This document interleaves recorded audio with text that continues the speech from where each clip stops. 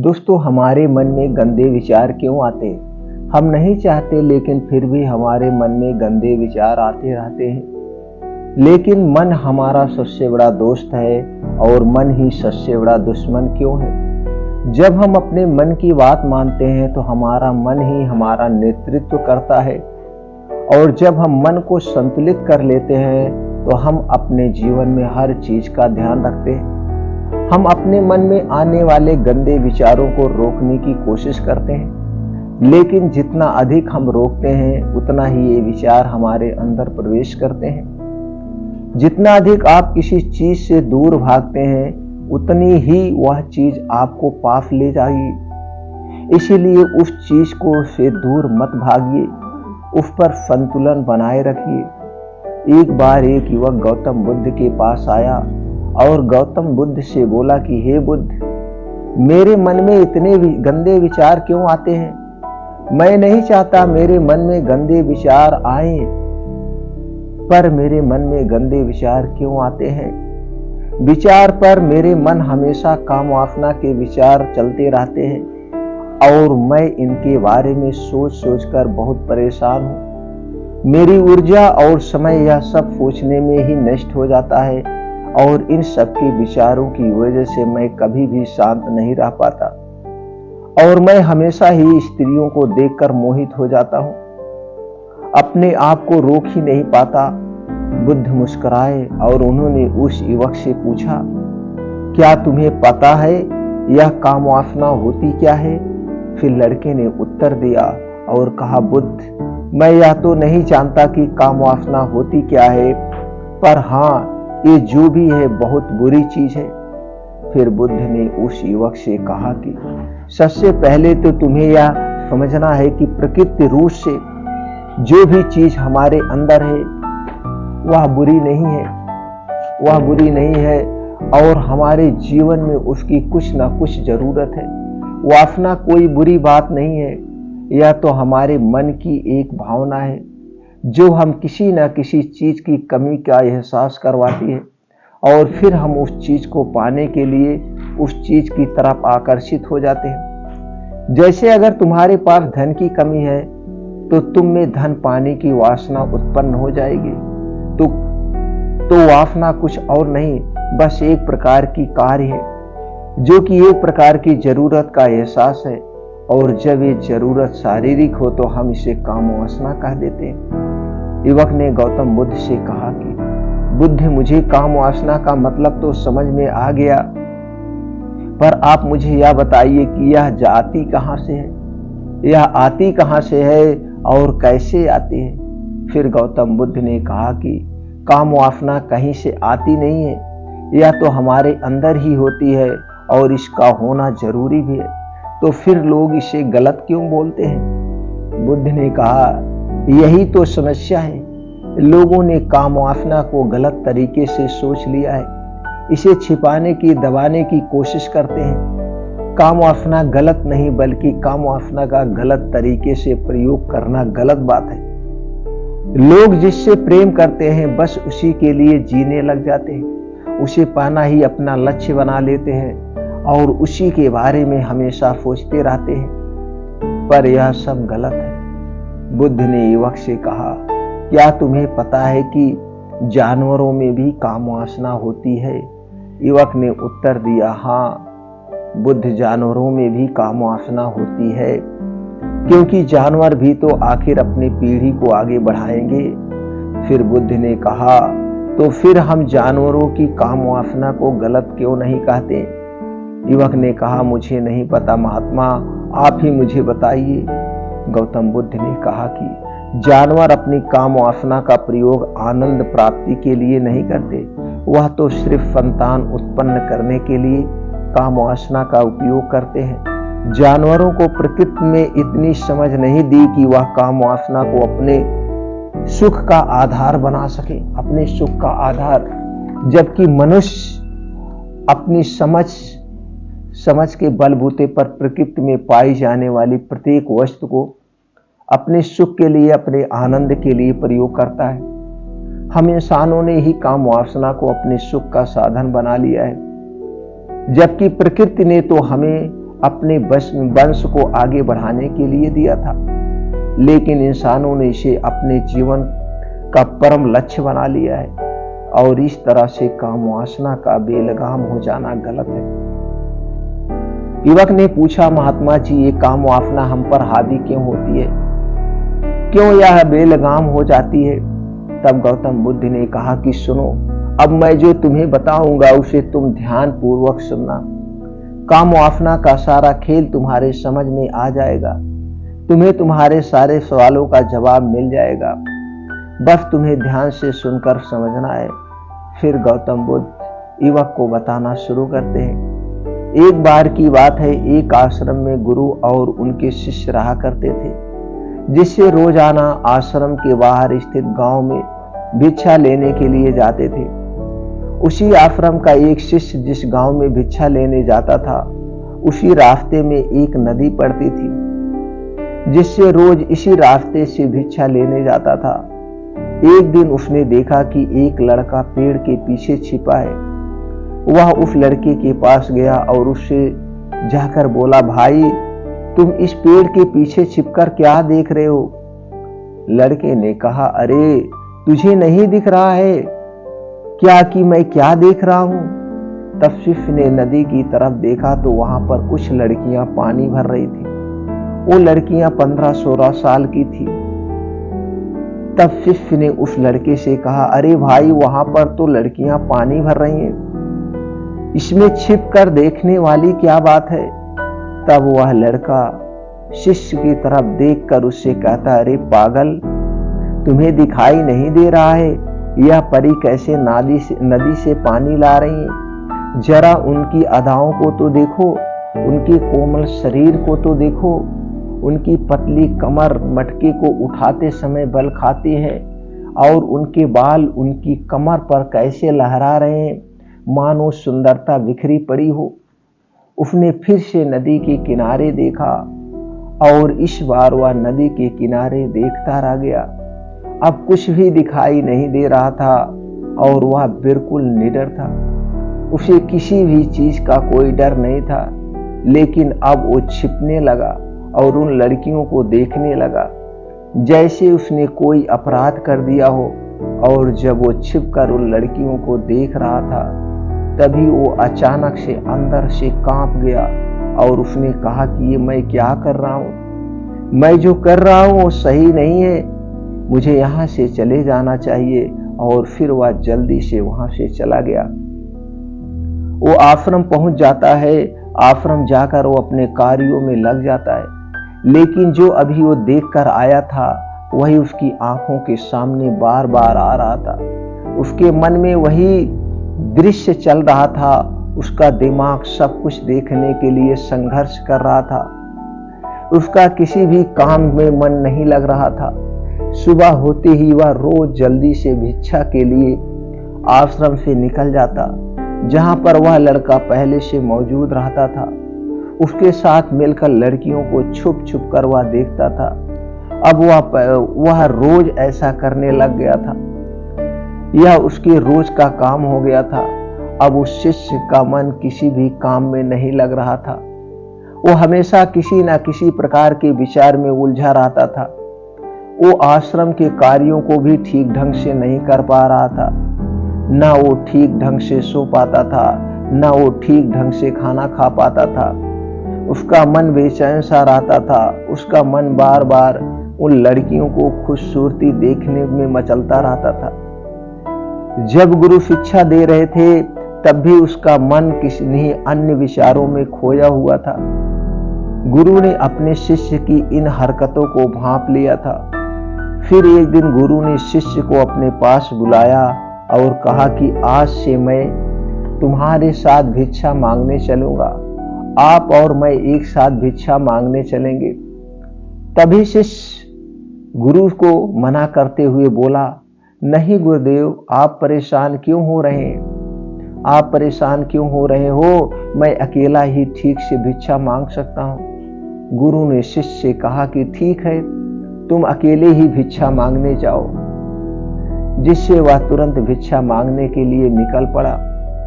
सभी लोग उसे देखने के लिए उसके पीछे पीछे चलने लगे। थोड़ी दूर जाने पर गुरु ने देखा कि उनका शिष्य एक अपराधी की तरह एक लड़के के साथ पेड़ के पीछे छिपा हुआ है और छिपकर कुछ देख रहा है। गुरु भी अपने शिष्य के पीछे जाकर खड़े हो गए कि उनका शिष्य क्या देख रहा है, जिसे देखने के लिए वह एक अपराधी की तरह पेड़ के पीछे छिपा हुआ है। गुरु ने देखा कि उनका शिष्य पेड़ के पीछे छिपकर नदी से पानी ले रही लड़कियों को देख रहा है। तब गुरु ने शिष्य से कहा, क्या देख रहे हो? अपने गुरु की आवाज सुनकर वह डर गया और उसके पसीने छूटने लगे।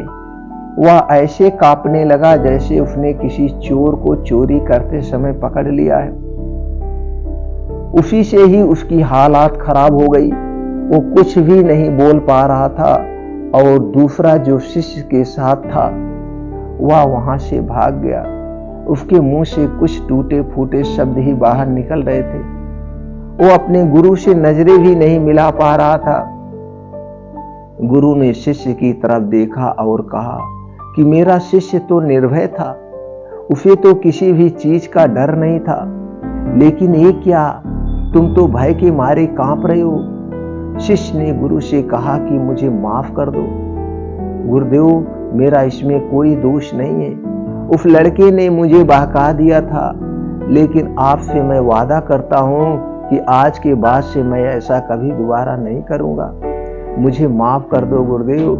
गुरु ने शिष्य से कहा, कोई बात नहीं, पर इस बात का तुम ध्यान रखना कि हम जैसी संगत करते हैं वैसा ही फल हमें प्राप्त होता है, हम जैसी संगत करते हैं उसके विचार हमारे अंदर प्रवेश करते हैं। इसीलिए अच्छी संगत करें जिससे तुम्हारे अंदर अच्छे विचारों का प्रवेश हो। फिर गुरु और शिष्य आश्रम लौट आए और फिर से शिष्य आश्रम के कार्यों में ध्यान देने लगा। उसने उस रास्ते को छोड़ दिया और दूसरे रास्ते से जाने लगा। वो अपने काम को ध्यान से करता, लेकिन धीरे धीरे उसके अंदर क्रोध उत्पन्न हो गया और फिर वो दूसरे शिष्यों पर क्रोध करने लगा और बेचैन रहने लगा। अब वो सही समय पर भोजन भी नहीं करता था और भोजन भी बहुत कम करने लगा, बहुत कम खाता। एक रात गुरु शिष्य के पास आए और उससे बोले कि अब तक तुमने कितनी बार अपना वादा तोड़ दिया। यह सुनकर शिष्य अपने गुरु के चरणों में गिर गया और रोने लगा।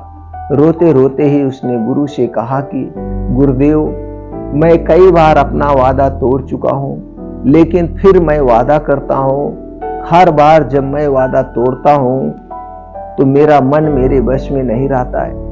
मैं बहुत कोशिश करता हूँ कि अपने मन से सारे बुरे विचार निकाल दूं, लेकिन चाहकर भी मैं ऐसा नहीं कर पाता। फिर गुरु ने शिष्य से कहा कि चलो मेरे साथ। गुरु शिष्य को आश्रम के बगीचे में लेकर गए और शिष्य से कहा कि देखो, यहाँ पर कुछ नाली बनी हुई है जिससे नदी का पानी इन पौधों तक आ रहा है और यह पानी निरंतर गति से आगे बढ़ रहा है। क्या तुम इस पानी के बहाव को रोक सकते हो? शिष्य ने कहा, हाँ गुरुदेव, मैं इस बहाव को रोक सकता हूँ। फिर शिष्य ने मिट्टी उठाकर उस नाली में रख दी तो पानी थोड़ी देर के लिए रुक गया और फिर थोड़ी देर के बाद उस मिट्टी के ऊपर से पानी बहने लगा। गुरु ने शिष्य से कहा, अरे ये क्या, ये तो पानी रुका ही नहीं। फिर शिष्य ने कुछ कंकड़ पत्थर उठाकर उस नाली पे रख दिया और फिर थोड़ी देर के लिए पानी रुक गया, लेकिन फिर थोड़ी देर के बाद ही उन कंकड़ पत्थर के ऊपर से पानी निकल आया। फिर गुरु ने कहा कि शिष्य, ये क्या हुआ, पानी तो फिर से बहने लग गया। तुम तो बोल रहे थे कि तुमने इसे रोक दिया है। क्या हम किसी काम को रोकना चाहें तो क्या हम उसे रोक नहीं सकते? तब शिष्य ने कहा, कोई बात नहीं गुरुदेव, मैं इस पानी को तो अब रोक के ही दिखाऊंगा। शिष्य ने फिर से एक बड़ा सा पत्थर लेकर आया और उसे नाली पर रख दिया और नाले का पानी रुक गया। तब शिष्य ने कहा, देखा गुरुदेव, मैंने कहा था ना कि पानी को मैं रोक दूंगा। मैंने पानी को रोक दिया, आपकी बात मैंने पूरी कर दी। गुरु मुस्कुराए और बोले, अच्छा जरा ध्यान से देखो, पानी रुक गया क्या? वो तो पीछे की नाली तोड़कर बाहर निकल गया और अगल बगल से बह रहा है। और ध्यान से देखो, इस पत्थर के आगे भी आ गया और ये पानी अपना रास्ता बदलकर फिर से आगे की तरफ जाएगा। और फिर थोड़ी देर के बाद ऐसा ही हुआ। फिर गुरु ने शिष्य को समझाना शुरू किया कि तुम्हारे साथ भी तो ऐसा ही चल रहा है। तुम बार बार प्रयास कर रहे हो, पर हर बार तुम्हारा प्रयास टूट रहा है और यह हमेशा टूटता ही रहेगा। तुम कितना भी बड़ा पत्थर रख लो, लेकिन पानी तो अपना रास्ता बना ही लेगा। यह सब देखकर शिष्य ने गुरु से कहा कि हे गुरुदेव, क्या कोई तरीका नहीं है जिससे मैं गंदे विचारों से बाहर निकल सकूं और यह मेरे मन में आए ही ना। फिर गुरु ने शिष्य को एक नदी के पास ले गए, जहां से उस बगीचे में पानी जा रहा था। गुरु ने शिष्य से कहा, वो पानी इसी नदी से जा रहा है। अगर हम यहीं से उस रास्ते को बंद कर दें जहां से पानी बगीचे में जा रहा है, तब क्या हम पानी को रोक नहीं सकते? तब शिष्य ने कहा कि हाँ गुरुदेव, अवश्य ऐसा हो सकता है। मैं इस पानी को यहीं से बंद कर देता हूं, तब आगे की नाली में पानी जाएगा ही नहीं, फिर बगीचे में पानी नहीं पहुंच पाएगा। फिर शिष्य नदी से जाने वाले रास्ते को बहुत मेहनत करके पत्थर और मिट्टी डालकर बंद कर दिया। और गुरु से कहा, गुरुदेव, मैंने पानी को बंद कर दिया, अब यह पानी बगीचे में जाएगा ही नहीं। तब गुरु ने शिष्य से कहा, अगर पानी बगीचे में नहीं जाएगा तो पेड़ पौधों को पानी कहां से मिलेगा? उन पेड़ पौधों को तो पानी की आवश्यकता है, और उन पेड़ पौधों में कुछ पेड़ पौधे तो ऐसे हैं जिनको रोज पानी की आवश्यकता है। अगर पानी नहीं पाएंगे तो वह मुरझाकर मर ही जाएंगे। उनका क्या होगा? पानी तो हमें खोलना होगा। शिष्य ने गुरु की बात सुनकर वापस नदी से जाने वाले पानी का रास्ता खोल दिया। तब गुरु ने शिष्य से पूछा, शिष्य, अगर हम इस नदी के पूरे पानी को बगीचे की तरफ मोड़ दे तो क्या होगा? तब शिष्य ने जवाब दिया, गुरुदेव, वहां पर जितने भी पेड़ पौधे हैं वह गलकर नष्ट हो जाएंगे, वहां पर कुछ भी नहीं बचेगा। फिर गुरु मुस्कुराए और बोले, तुम इस बात को समझो कि हमें किसी भी चीज को रोकना नहीं है, बस हमें हमेशा संतुलन बनाए रखना है। कम पानी से भी पौधे नष्ट हो जाते हैं और ज्यादा पानी से भी पौधे नष्ट होते हैं। हमारा जीवन संतुलन से ही चलता है। गुरु ने शिष्य से कहा कि अगर मैं तुम्हें कुछ कहूं कि तुम आम के बारे में मत सोचो, तो तुम्हारे मन में सबसे पहले किसका भी चित्र आएगा? शिष्य ने कहा कि गुरुदेव, मेरे मन में तो पहला चित्र आम का ही होगा।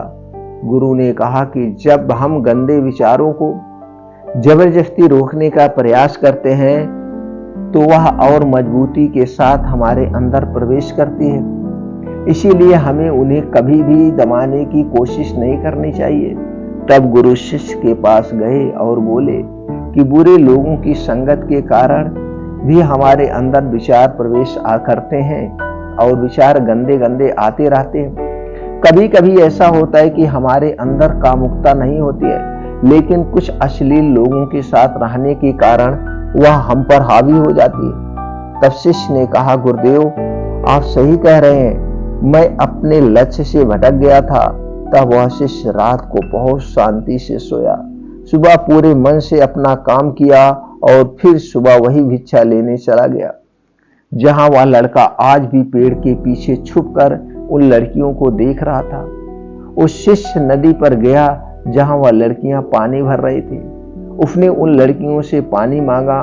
उन लड़कियों में से एक लड़की ने उसे पानी पिलाया और उस सन्यासी शिष्य के चरण छुए।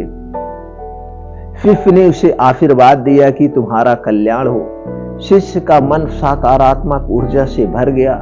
उसके चेहरे पर मुस्कान छा गई थी, जैसे उसे कोई खोई हुई कीमती चीज वापस मिल गई हो। वह अपने रास्ते पर वापस जाने लगा। तभी पीछे से वह लड़का आया जो पेड़ के पीछे छिपा था। वह शिष्य के पास आया और बोला कि क्या बात है कि आज तुमने करीब से देखा है, आप तो मुझसे आगे निकल गए। तब शिष्य ने कहा कि हम हमेशा दूसरे के दर्शन करने में ही व्यस्त रहते हैं, अपने दर्शन कर ही नहीं पाते हैं। तुम कब तक इस पेड़ के पीछे छुपते रहोगे? किसी को पसंद कर लो, उससे बोल दो कि अगर वो भी तुम्हें पसंद करती है तो शादी कर लो, और उससे पहले तुम कुछ बन जाओ, अपने आप को पहचान लो। ऐसा अपना समय बर्बाद मत करो। फिर वह लड़का रोज उससे मिलने लगा और उस लड़के ने नदी पर जाना छोड़ दिया, और फिर वो लड़का अपने जीवन में कुछ बनने के लिए संघर्ष करने लगा। तो तुमने देखा संगत का असर क्या होता है।